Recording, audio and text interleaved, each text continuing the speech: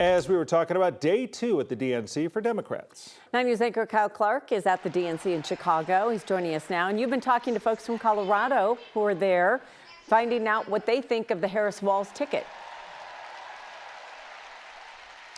Yeah, I mean, the bottom line is they knew that President Joe Biden was going to be a liability of some indeterminate level on the November ballot, and that they weren't sure whether things would get better or worse for Biden between now and Election Day. So there was great nervousness, but obviously within the Democratic Party, there was also great respect from Colorado Democrats for Biden, so few people were willing to speak publicly about their concerns. Remember, the only member of the Colorado delegation who expressly called for Biden to leave the race was freshman Representative Brittany Pedersen.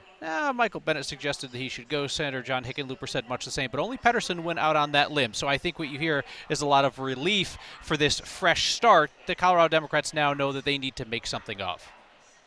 Also a fresh start, if you will, for Joe Biden's final chapter. He had a chance to make a speech last night that many Democrats seem to be saying it was something they all needed. Yeah, I think this was the moment of, perhaps, catharsis for Joe Biden and folks in his family and that inner circle that held on for so long while critics within his own party were urging him to get out of the race for the betterment of the party. Last night was a really emotional moment, right? That introduction from his daughter, Ashley, brought him to tears. You could see that moment when they embraced, that he was trying to compose himself before this big speech. There was a 4-minute and change standing ovation from the people in this room, again, Tom and Kim, some of whom directly pressured Joe Biden to get out of the race. That was the tension in the dynamic, that it was these folks in the room, among others, who said, we really don't think you should stay in. And then when he acceded to their requests, they just, poured out their gratitude towards him.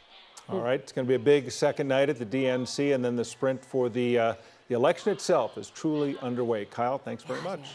And just a reminder, we're going to have more live reports from the DNC in Chicago throughout the week. Kyle is anchoring next with Kyle Clark from Chicago, coming up at 6 o'clock.